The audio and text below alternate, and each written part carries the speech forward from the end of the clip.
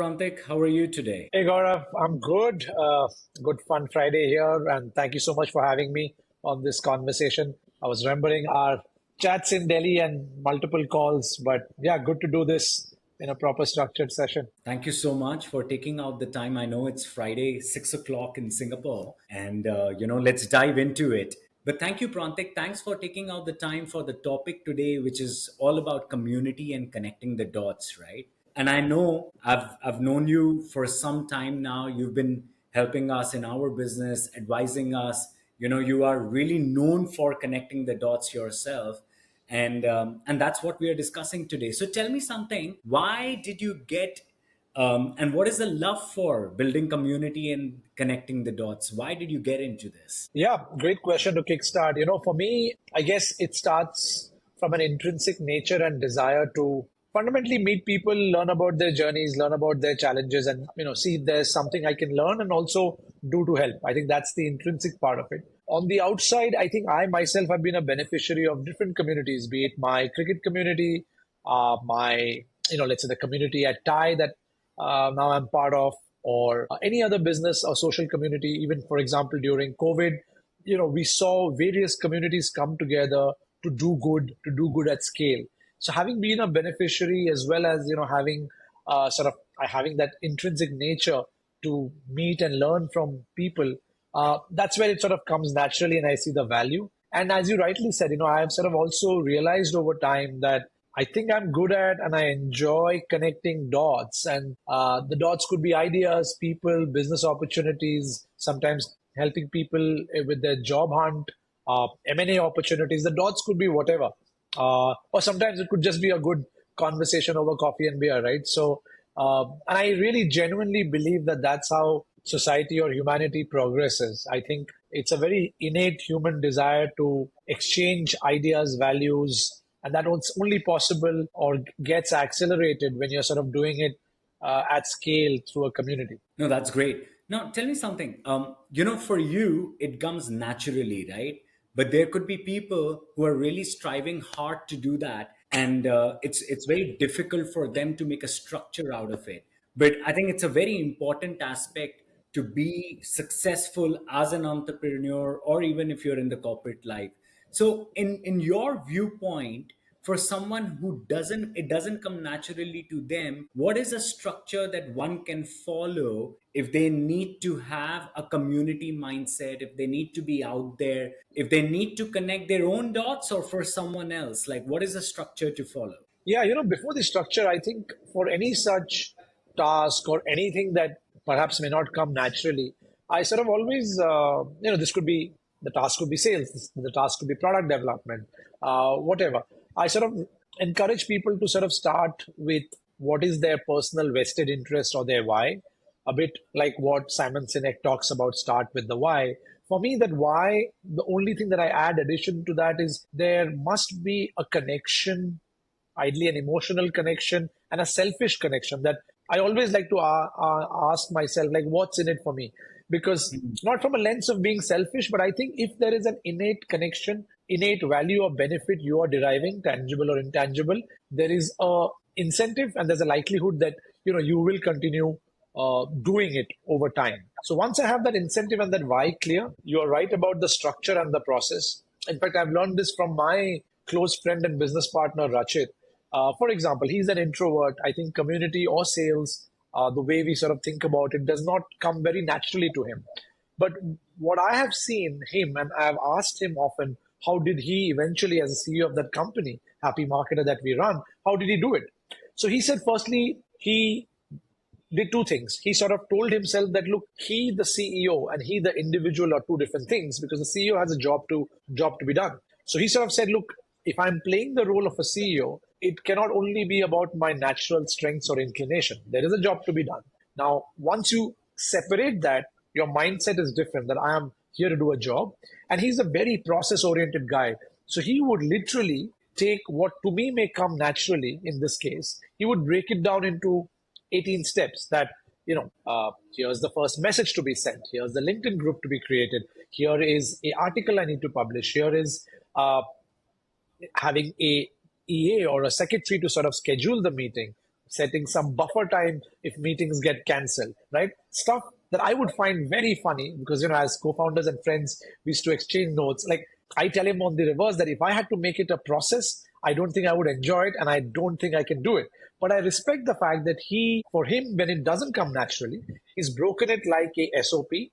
He has started with the mindset that it's part of the job, and then he literally follows the process. And once he follows that process, to him it's like any other project or task. He keeps a good measure. The beautiful part of that is, which for example I don't do very well, is because I'm doing it for natural inclination and pleasure. I don't necessarily document. I don't look at the ROI. But because he does it as a structured process, he would have a very clear idea of how many people did I meet, what did I add, what did I get, what's the follow through. It's beautifully documented, which I think has its merits because it's systematic. He, in fact, in the tasks, he sort of says, this is what Rachit will do, this is what his secretary will do, this is what he'll ask Prantik for help. So again, it's a process with a structure and a team that's backing him, right? Perhaps a bit like, perhaps you might be doing the podcast, and I've met Janvi, I saw Bhavna. You have a whole team that's doing different bits and pieces. And the beauty of that is there is a structure and a process and a whole team, and it perhaps more sustainable. So depending on, what's one's personality and natural inclination, it could be natural flair, it could be a process driven thing. But I will end by saying, though, is what I've learned whilst working with someone like him is I don't think it has to be either or. Over time, I've learned a few things from him, saying I've over time learned the merit of process and structure, even though it may take out a little bit of a joy from me, but I see the benefit. Now, I can't say whether he's found joy in my natural process, but I've definitely figured that I don't think it has to be either or. You start somewhere, but yeah, I think if one can marry both, it sort of becomes a sustainable practice. Yeah, I think some beautiful thoughts, right? I'm just going to repeat for my customer or my listeners as well here. So, one is, what's in it for me? I think that's extremely important for anyone to understand because if that's not there, it is not going to be sustainable. So, I agree with you 100%. And it's not selfish, it's just way we are wired, right? So, that's the easy thing. Second, I think it's very important, as you said, what is the role am I performing in the organization? So let's say if I'm the CEO or I'm a marketing manager or sales manager, there are things which are required for me to do, whether I like them or not. They are the part of the job now. So I think it's great you said that, and I think which is very interesting distinction that you create. So extroverts, introverts, extrovert on the go, they'll do things as it comes along and they'll find joy in that. Introverted, very structured, and I think somewhere the two of the learnings can be brought together, as you rightly said, and coexist. So fantastic. Now, what is the larger intent that you have with this, right? I mean, I know you've been a successful entrepreneur. You've had a company which you have built over the years and then exited, and now you are the president of Thai chapter Singapore and doing so well for the community. But what is the larger goal that you have in the future for your own self? How are you thinking about this? Yeah, like someone had told me that, any going back to your own sort of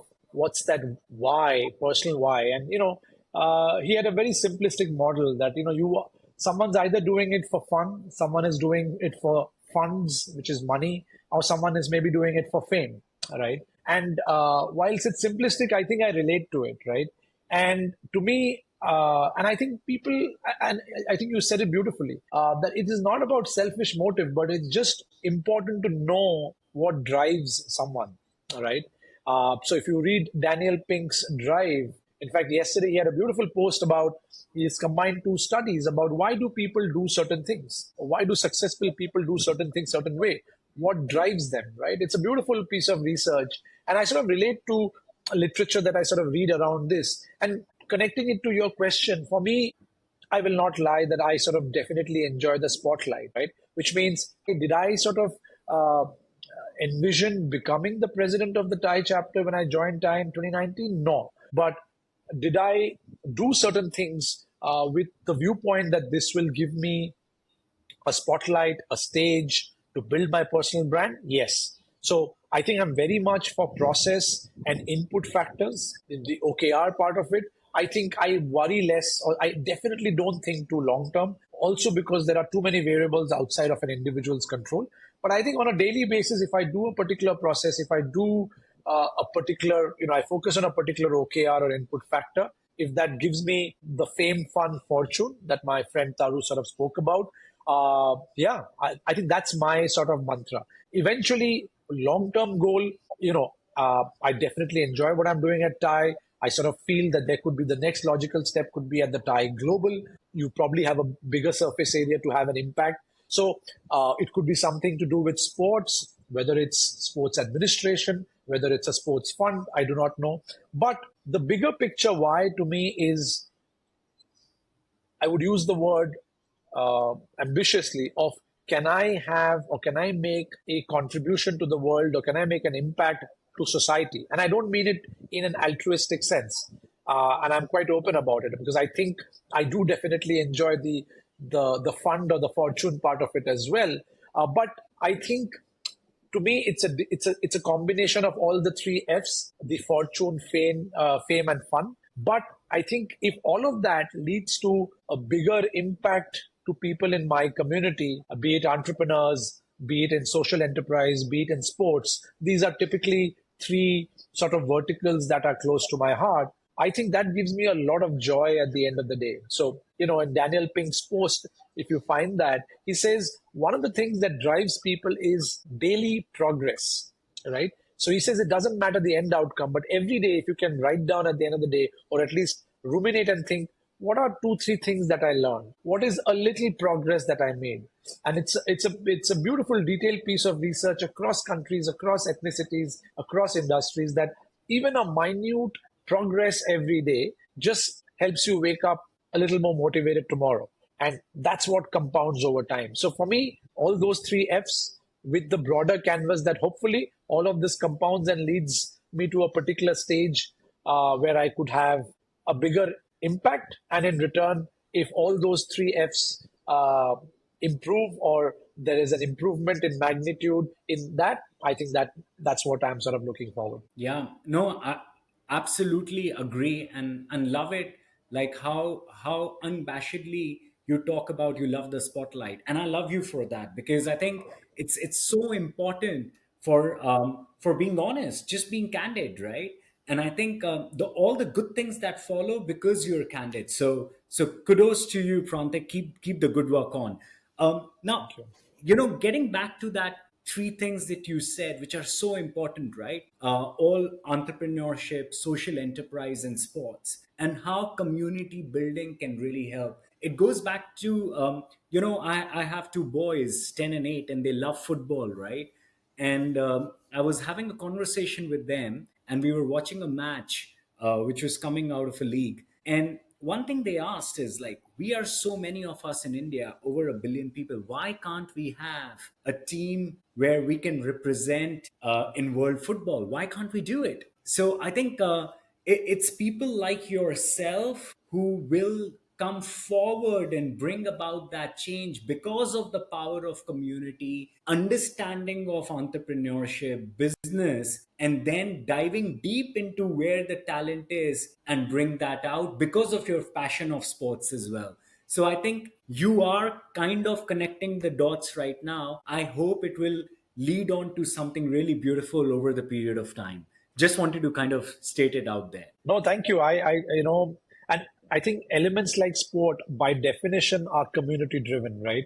Either you're playing a team sport like soccer, or if it's an individual sport, you have the whole fan community, administrators, all of that. And yeah, I feel for your boys. I was recently looking at just Indian soccer. You look at it, right? I mean, we've come down to 133 or 134 in the world, whilst countries like Uzbekistan, etc., who were at par 5 years ago have now playing for World Cup qualifiers. And I genuinely believe, obviously cricket is oversubscribed in India, but lessons to be learned from there. You're seeing what's happening with, I would tell your boys to look at what someone like Rahul Bose is doing and has done with rugby.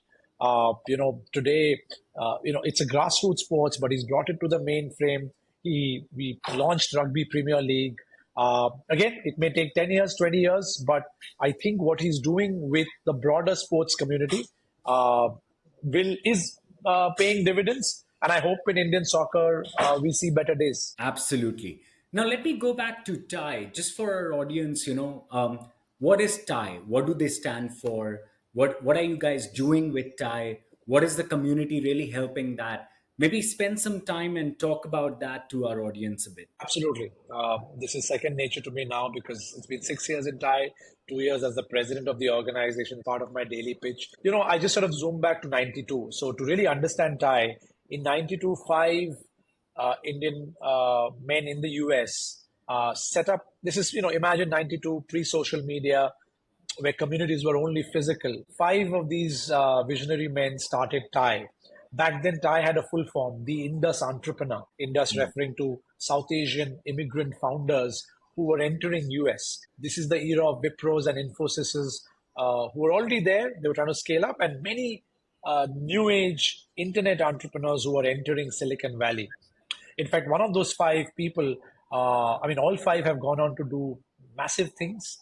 Probably the one who is most popular and famous today at the age of 70 is a gentleman called Vinod Khosla.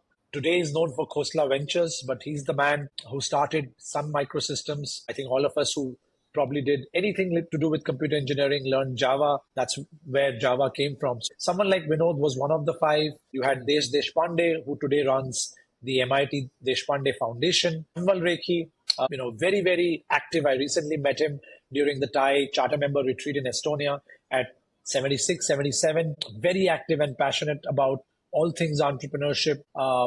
He's the first Indian immigrant to go IPO in the US. I was fascinated by his story. A techie turned CEO turned a public company CEO in the US, right? So these are people who started it with the notion of saying, as a not-for-profit community, what can we do, big or small, to anyone immigrating from India or South Asia? And imagine India was just opening up. Dollar was obviously hard to get. So it could be literally Gaurav's coming to Boston. Can I give Gaurav a bed? It could be that small to helping connect Gaurav with investors, customers, what have you, right? So that's Thai 92. Fast forward 2005, 33 years later. The ethos is the same, just that Thai has expanded to 66 city chapters and primarily in the US, in India, and outside of those two, Singapore is the largest chapter, followed by Dubai, Japan, Australia.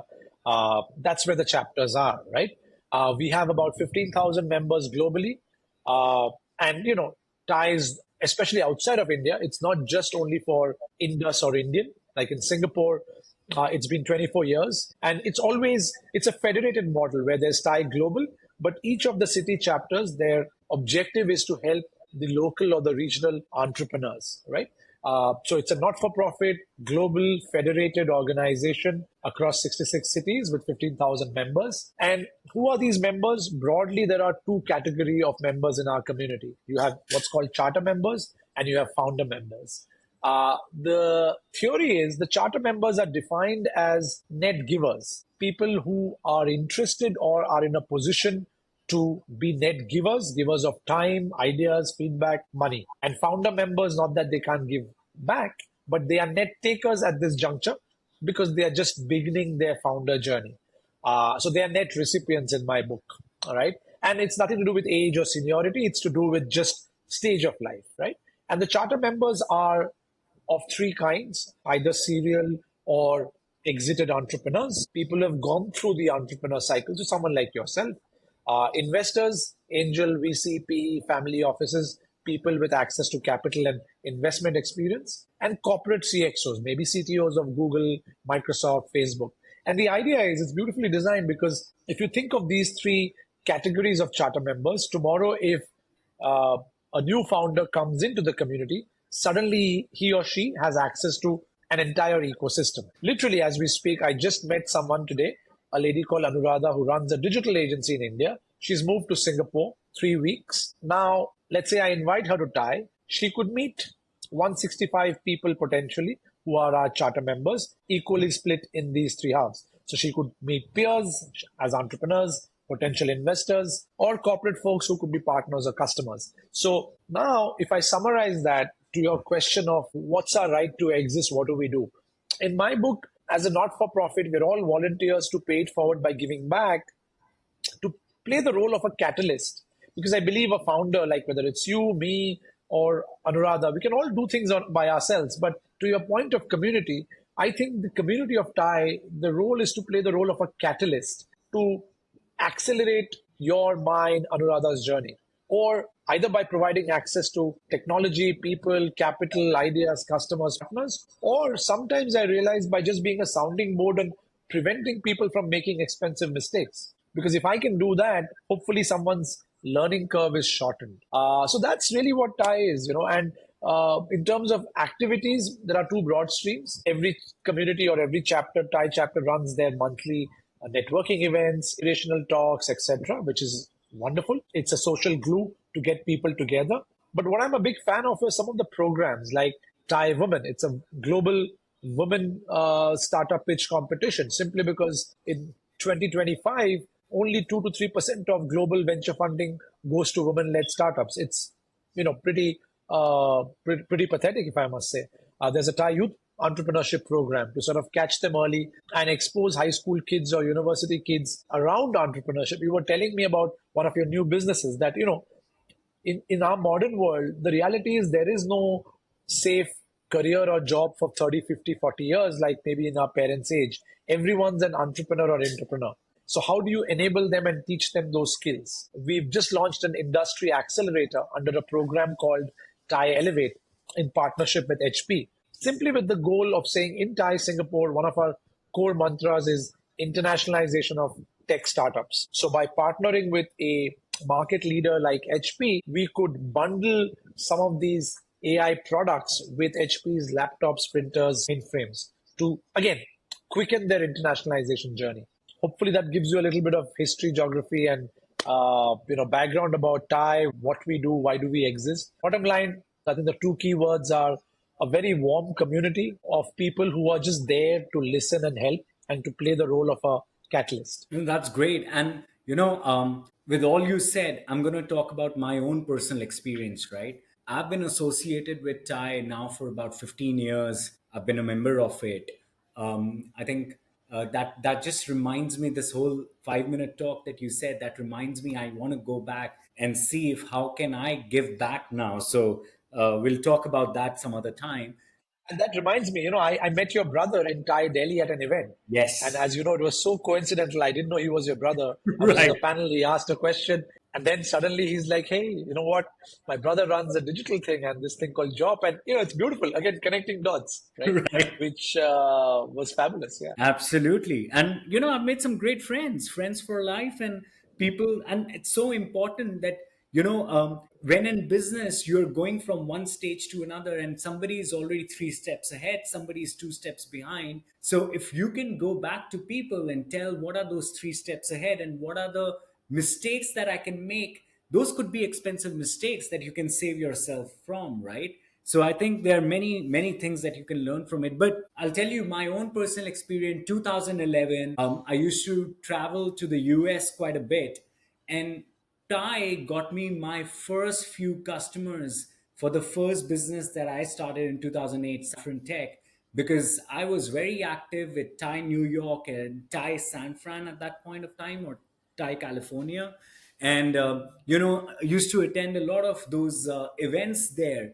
And yes, got some great business out of it and made some great friends. So, there is absolutely a lot there. Depending on what you want, you can get out of it. So let me change gears, Prantik, and talk about the buzzword AI, right?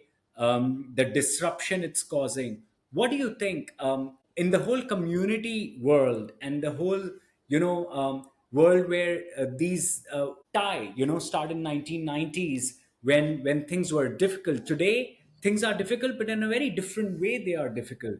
We are talking about that the next kind of unicorns or billion-dollar companies are gonna be 20 people companies, or maybe a solopreneur, really hitting it out of the park.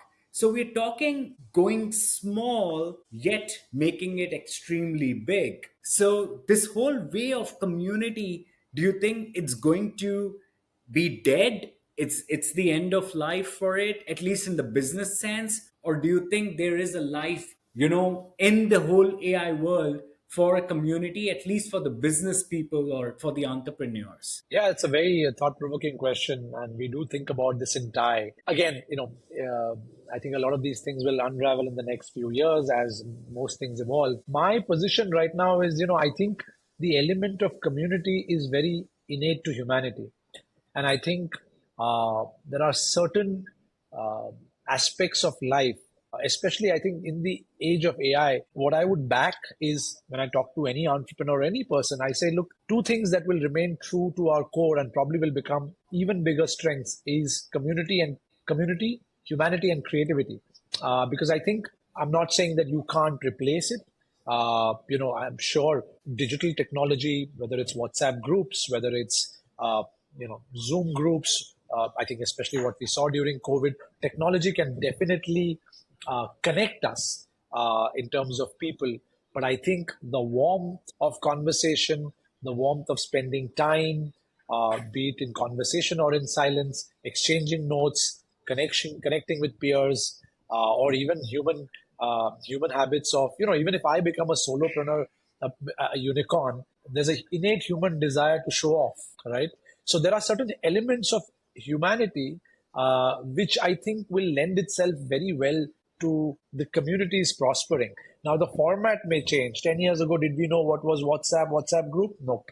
But today, can we imagine a single day of our life without using WhatsApp? Difficult. So the format will change. There will be probably AI powered communities which summarizes answers, helps us automate communication, automate finding relevant people. So I'm a net positive. My viewpoint is net positive on AI on most things. That I think, if just like any technology, whether in the industrial age, the printing press, steam engines, to aeroplanes, to internet, to mobile, I think it always boils down to what do we do with technology. There will always be negative use cases, just like Alfred Nobel discovered with, gunpowder and dynamites. At the same time, it has positive use cases. So I definitely believe there's good and bad, but I think when it comes to community, I think a lot of things will get accelerated. Today, for example, Thai, whether you look at Thai, whether you look at EO, whether you look at YPO, a lot of these communities, by the way, if you look at it, there is an element of privilege, right? All of these communities are invite only, gated, curated. But I foresee that technology has the power to play the role for democratizing and to being a force for good. Now, today, maybe a little young boy in Jharkhand doesn't have the opportunity to be part of Thai because, or any such community, because, there are criteria, rules, etc. But I'm hoping that with AI, dots can be connected faster, more meaningfully. The curation can happen automatically through algorithms. So I think, communities will accelerate. Just the formats will change, right? And I'm genuinely hoping that this happens quicker and faster. And I'm hoping that we all play. What I fear, though, is that humans, especially in every generation, the older we get, we always tend to look at things with a tint of sepia and say, oh, things in my days were so good. I hope people like you and I don't become that. We evolve and adapt, and we become change agents and adopt any of these new technologies that come to our professions and communities. Because I think what tends to happen is, as you age, risk appetite goes down, you probably are not adaptive, and you start gating your communities, gating yourself with that narrative that, oh, things in the past were always better. But I hope we don't do that, because I think if we do that, nature has its way. The younger generation will come and find a way to push us out, which is also very natural. I mean, you also have to sort of keep moving forward. But overall, to your question, Gaurav, I really think technology, AI will quicken communities to become more adaptive, more democratized, more global. Because I think that's the need of the hour. Otherwise, if you look at the world today, whether geopolitically or otherwise, keeps getting fragmented. The difference between haves and have-nots only has gotten wider in the last 2 decades. But I think that's where AI comes to the picture. And to your point about solopreneurs and smaller companies going big, to me it's beautiful. Look at a company like Cursor, 20 people, three founders, 18 to 25-year-old, 100 million ARR in less than 2 years. Unimaginable. Closer to home, look at India. There's a company called Elevate. In less than 2 or 3 months, they are 10 million ARR, right? Sitting in tier two city in India, building software, which is accessible thanks to Perplexity's partnerships with our telcos, with OpenAI. Now I understand OpenAI will launch an office in India very soon. I mean, that's the point you want, right? I think location should matter less, but someone sitting in Siliguri, someone sitting in Lonavala, doesn't matter. They should be able to access technology and build for the world. In fact, in Thai, our current global president, Murli, who hails from Hyderabad, like he has this vision that Thai should enable the next million entrepreneurs from India. In fact, what the Kamath brothers are doing, what Murli is talking at Thai, that I don't think we should be chasing unicorns, but India should be working towards enabling the next million entrepreneurs, whether they are in Silicon Valley or Siliguri or anywhere else. Entrepreneurship needs to be democratized so that individuals can shine, right? Everyone doesn't need to physically move to Silicon Valley because there is an impact on cities. Urban cities only will get more crumbled if everyone has to go to cities or certain melting points to access opportunity. Opportunity needs to be accessed where people are. And I think that's where the power of AI or technology generally is. No, absolutely. I think very well said. And I was listening to your point. I was listening to this podcast again where Vinod Khosla was talking about the same thing, right? Whenever there is disruption, you want to actually go back to the basics, and the community helps you to do that, right? So I think it is going to play a huge role. Of course, the distribution channels and the way it gets catalyzed are going to be different in the years to come. But absolutely agreement. So we are almost at the end of it, Prantik. If our audience wants to reach out to you, what is the best way, and any last thoughts that you want to leave this podcast with? Yeah, the best way to reach out to me is LinkedIn. You can just drop me a direct message and then one I can connect.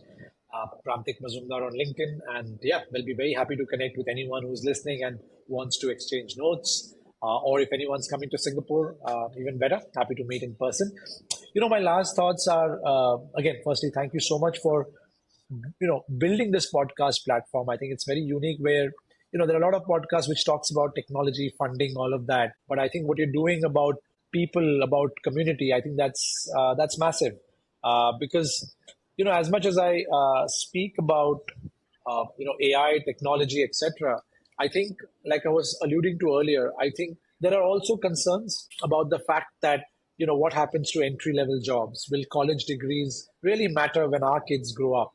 uh, what paths should they lead? In Singapore, for example, just this morning, someone I was talking to from Thai, she's worried about, where should the kid go? Because should they go to US, UK still? Is that really where the opportunity is? Or if they go there for degrees, should they come back to India? There are so many interesting dimensions about the human elements of the technological disruption. And I think platforms such as yours spark a debate, spark people sharing their opinions. We don't know what is right. Maybe the right is different for different people. So I firstly very thankful to you for sort of bringing this up. For me, I think what I would sort of my parting thoughts to people listening to this specific episode is, I'll probably there's a particular song that's always influenced me, and I think it probably captures it best. It's a Tagore song, but probably most of us in our generation would have heard it in a movie called Kahani, which is called Akla Cholore. It's a song which basically it's sung in Amitabh Bachchan's voice in the movie, but in Tagore's poem, it basically encourages everyone uh, to take the first step yourself. Don't have to wait for anyone, right? It's a war cry to say basically take that first step, take that initiative, no matter what it is, right? Whether it's building a community, whether it's, and even the community could be n equal to 2 or n equal to 3 or n equal to 500, but take that first initiative.